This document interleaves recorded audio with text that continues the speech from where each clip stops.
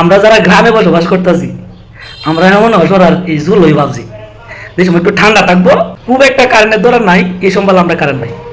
আর যে সম্বালা মনে করে যে পুরা গরম আর শৈবার অবস্থা না, এই সম্বালা কারেন্ট হেরার শুধু সময় দাদার মুহ জুলা আর জুলার ভাইয়ের কিচ্ছা শুনতাম।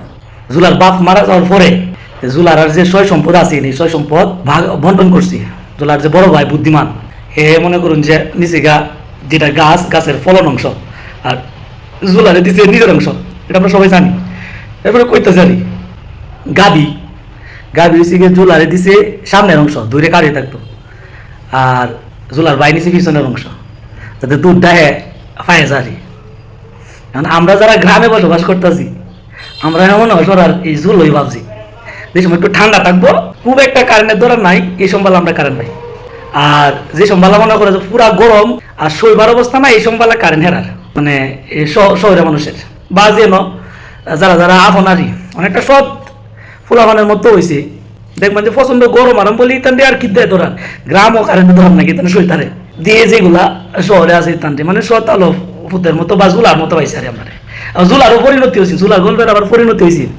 জুলা যখন দেখলো যে গিরি আমি দিয়ে কালি গাই দূরে কাড়িতে দুধটা দিন একা বড় ভাই, আর আমি দি কালি গাছের গুড়ি মাঝে পানি দিই ফলটা দিন একা বড় ভাই। পরে মনে করুন যে এক পন্ডিতের বুদ্ধি লইয়া জুলা তো যে সম্ভালা ভাই গাছের এই আগার মাঝে যা ইয়া উঠতো এই ফল ফাটতো, এই সম্ভালা জুলা নিচে কাটা আরম্ভ করে কিরে এখন তো সর্বনা জুলাই বুদ্ধি করতে পাইছে, আচ্ছা জুলা কাটিস না বা কমানো মানুষ। এরপরে এই যখন গাবি দৈত্য গেছে এই মাথা মাঝে ধুম বাড়ে নিয়ে আরম্ভ হচ্ছে, জুলার বুদ্ধি হয়েছে গা। পরে না এই গাবির দুধ অমানো মান দেয়, মানে গ্রামের মানুষ কিন্তু বেশি ভাই, গ্রামের মানুষ কম না, এই যে এই অত্যাচার আর সহ্য হতো না। যেদিন রাস্তাঘাট সব কিছু অটোমেটিকলি বন্ধ হয়ে যাবে, বাড়ি ঘোরা শুরু হয়ে যাবো গা, এই দিন বেলা গ্রামের মানুষ বিদ্যুৎ পাওয়া আরম্ভ করে দিব। না তো এমন গরমের দিন মানে ফুইডালটা আছে, থাকার অবস্থা নাই, বুড়া মানুষ ছোট ছোট বাচ্চারা সব মিলে একটা অস্থির অবস্থা ভাই। মন চাইলে কারেন্ট দেয়, মন চাইলে কারেন্ট দেয় না, এই ঠিকই কারবার। আমরা অনেকটা আপন বাবা শুরু হরুন নাইতে যে দিন জুলারা হলে যাবো গা, এই দিন বাড়ির সুদে আর এই মানে হুঁশ থাকতো না, মানে ঠেলার সুদে হুঁশ থাকতো না, সম্ভালা কারেন্টও মানুষ মনে দেওয়া আরম্ভ হইব। যে যাই হোক কথা অনেক বেশি বলছি, হুঁশ করে দিলাম আর একটু।